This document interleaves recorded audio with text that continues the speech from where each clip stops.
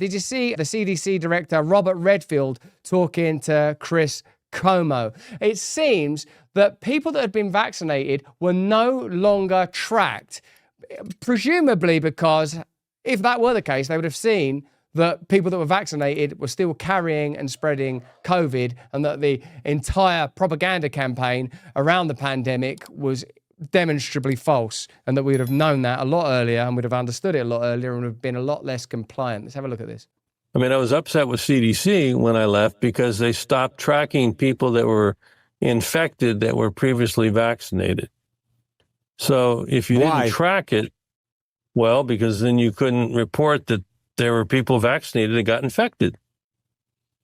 But no, wait, why did they stop tracking it?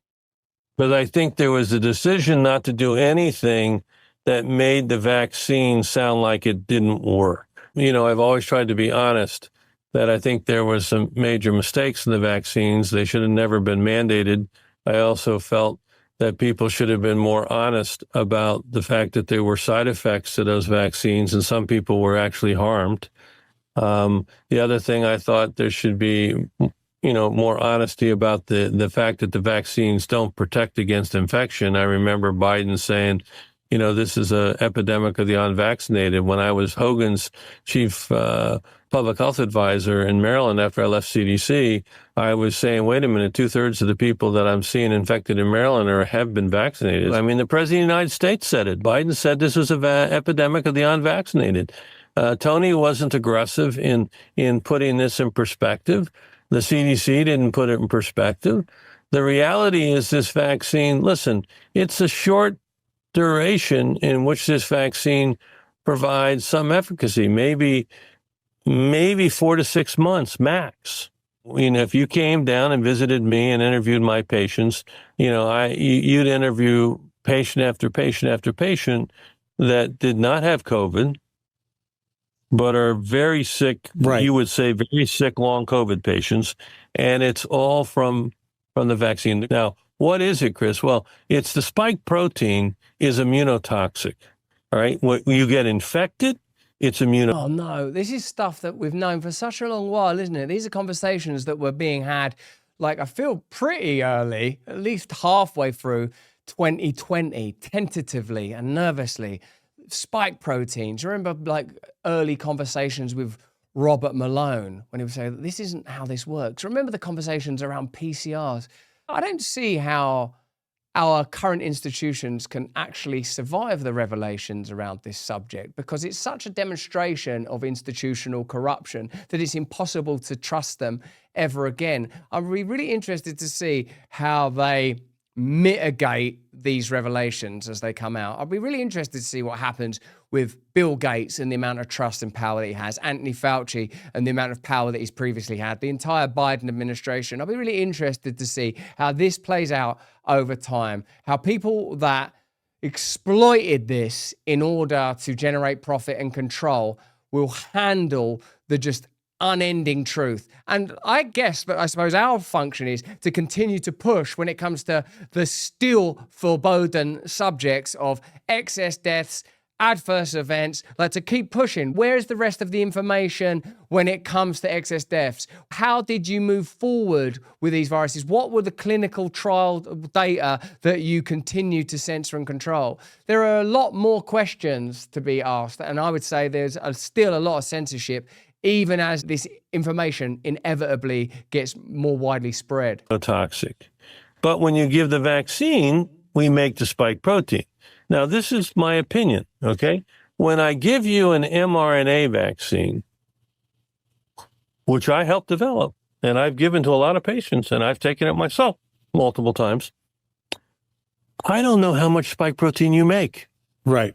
Because I give you mRNA and then your body makes it. Right. Someone in the chat's like 75 million people died worldwide. Now that's like a difficult thing to corroborate, isn't it? But do you remember when that whistleblower came out of New Zealand that Steve Kirsch presented? We had him on the show. And he was like, look, we've got this information that we stole out of a government computer. There was variation between the batches of these therapeutic gene therapies. We're not calling them vaccines no more. And do you remember that at that time, You know, it still felt so controversial and edgy to be talking about it. I bet they still won't have conversations about the efficacy of various batches and the potential risks of various batches. I bet they still won't be willing to, how do I want to say this, to retract the 75-year indemnity granted to Pfizer and to remove the redactions of those files. Because there are some things that are so big that if you were to reveal the depth of corruption, it would collapse entire systems of government. Like a couple of those examples might be, you know, they all dwell within the realm of conspiracy. 9/11, you know, if people knew precisely what happened and how it went down and what we were told and what was kept from us, maybe it would become difficult for them to continue to assert the kind of control that they have. The assassination of JFK, like all of the sort of, in a sense, your greatest hits of conspiracy theories, likely, if were the truth told, you would lose the ability to subjugate entire populations. Hey, this is exciting. We've got a great partner today. It's Rumble. But beyond Rumble, it's Rumble's latest venture. Let me ask you first, are you a Sleepy Joe type character with zero cognitive performance, struggling to muster focus and brain power for basic things like running the United States of America? You've got to stop drinking woke liberal coffee that hates you and your way of life and start your day by drinking Rumble's very own 1775 coffee. This is going to be the best tasting coffee you've ever had. Seriously good, ethically sourced from a family farm in the high altitude mountains of Bolivia. Not in the Bolivian lowlands run not by a family but by a single man still living with a pet. No! Instead of waking up and drinking your big corporation owned woke ideology coffee that's probably making you sick from the pesticides it's sprayed with, try Rumble's 1775 revolutionary coffee. Support freedom of speech. Build a parallel economy that actually values you and loves you. My favourite? It's dark, of course. I've always found the lure of the dark irresistible. I'm sorry, how can I stay mad at you, Gordon? You're just going to have to wait over there for a little while. Level up your morning routine with a 1775 coffee. Sleep all night knowing your hard-earned dollary dues are going towards supporting freedom-loving creators like me on Rumble. Visit 1775coffee.com now, pick up your first bag, use the code BRAND to save 10% on your first order. Oh, come on. Why choose, you know? Okay, back to the content. So you make a little, you may make a lot. You may make it for a week. You may make it for a month. Here's some celebrity doctors who endorsed the, COVID therapeutic treatment without declaring it. The pharmaceutical watchdog has been urged to investigate after a string of celebrity doctors took part in discussions about the COVID vaccine but failed to declare they had been paid by AstraZeneca. In recent weeks, several high-profile doctors have taken part in debates about the company's vaccine on prime-time television shows, but viewers were not informed that they previously received thousands of pounds from the pharmaceutical giant. In April this year, AstraZeneca admitted for the first time in court documents that its COVID vaccine, therapeutic gene therapy, can, in small percentage of cases, very rare, cause a rare, very rare and dangerous side effect. The following month, it emerged that the Oxford AstraZeneca COVID vaccine is being withdrawn worldwide. I wish we could travel backwards through time, have this information available to us, and see once more the propaganda and certainty, the hysteria and condemnation that defined that period. So we can say, well, hold on, AstraZeneca will ultimately be withdrawn. Do you not think it's significant that Pfizer and Moderna are making these extraordinary profits? Can you explain to us the phenomena of excess deaths? What are these meetings that Fauci's having? Can you talk us through these emails? Do you think it's right that Bill Gates has got this much influence within the WHO? Imagine being able to have those conversations while we were confidently being marched into our homes, while internment camps were being set up in Australia, while truckers were being condemned in Canada. Maybe it's true that God is continually working for us, even in the darkest times. And we will discover that this period of division and tyranny and despotism will lead to unprecedented freedom.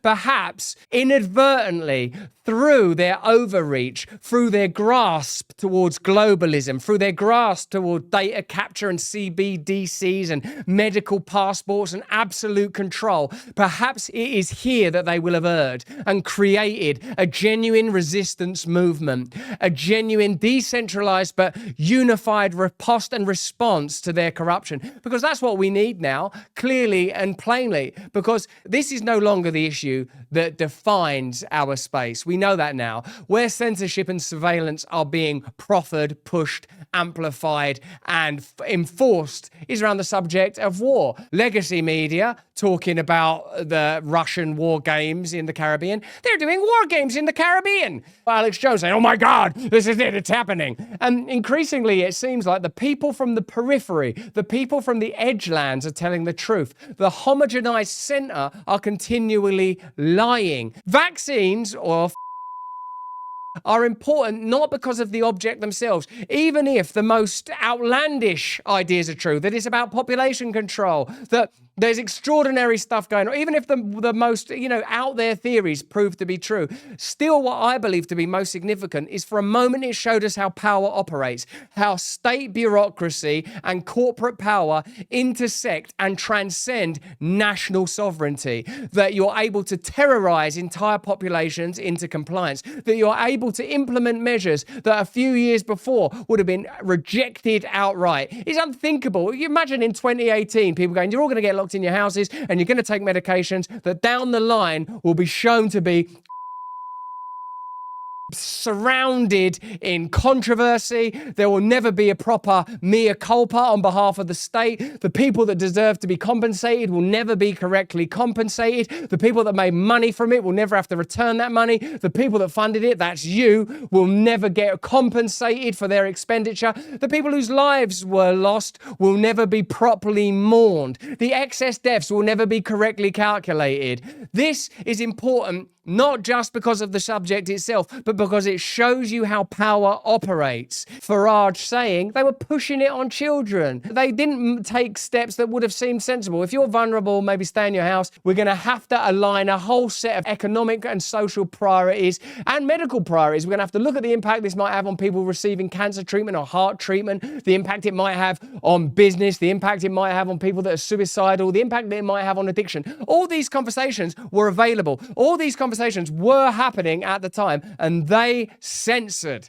those conversations. They shut those conversations down. So they bear an incredible responsibility. So as we approach elections in our country, the UK, and your country, the United States of America, be very careful about who you trust. Be very careful about who you vilify. Be extremely careful to assess who was telling the truth then and who's telling the truth now, because we can continue to track it on these subjects. Watch out for what's going on with war in all of the world's regions. Watch out who's advocating for those wars. Look out for who is opposing those wars. Look out for who's talking about different solutions, like we need to change things institutionally. Look out for who's willing to root out entire agencies rather than saying, oh, we just need a little bit of reform. Are people actively saying, we've got to shut down the CIA, the FBI? We need significant change. Legacy media, when we're in power, we're not funding that stuff no more. We're shutting it down. We're regulating it out of existence. We're not paying taxes to support state media.